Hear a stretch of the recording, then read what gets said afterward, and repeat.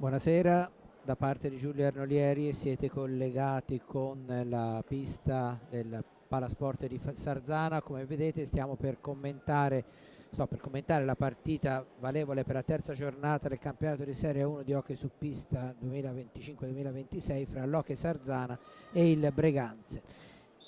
Via. L'arbitro non fischia, poi sbaglia il disimpegno Borzi. La conclusione attenzione, c'è un Rubio,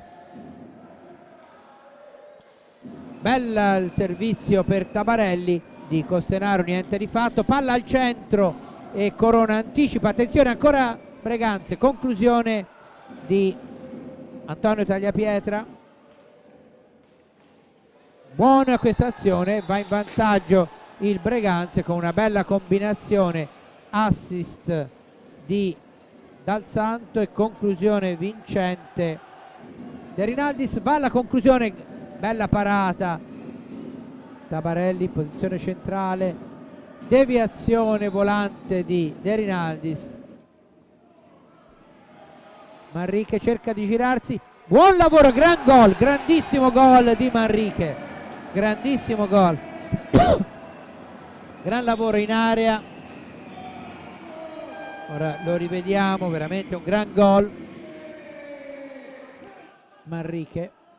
Poi c'è il corridoio per Munnè, la conclusione e poi la deviazione di De Rinaldis.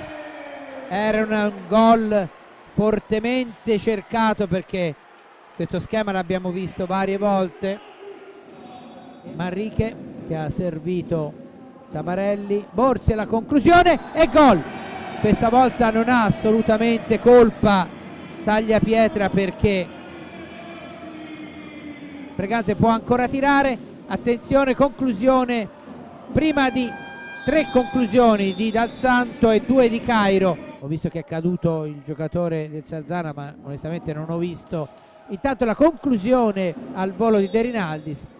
Rubio tocca per Manrique, ancora Rubio, conclusione parata da Tagliapietra, fermato molto bene da Manrique, poi si allarga Borzi allo specchio della porta, è bravissimo Dal Santo, intervento forse, poi serve al centro Borzi, da qua c'è De Rinaldis e colpisce l'esterno della rete, poi mette palla in area Borzi, ma c'è un fallo e c'è il rigore parato da Giuseppe Tagliapietra. La pallina finisce fuori dalla parte opposta Dal Santo, conclusione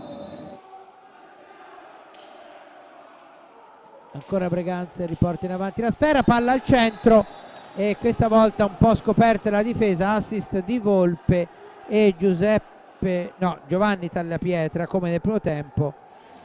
Dalla parte opposta gran gol di Munnè, gran gol di Munnè, importantissimo, ripartenza fulminea, impedisce la pallina di raggiungere Dal Santo, possibilità di azione, tentare il tiro ma preferisce gestire giustamente perché il tempo passa. Munnè si libera, palo interno di Munnè, sfortunatissimo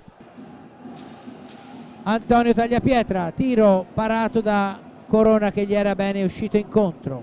Agostini ben contrato da Rubio e Borzi, poi la conclusione di Volpe, poi una mischia, ancora Corona allontana, cerca l'alza e schiaccia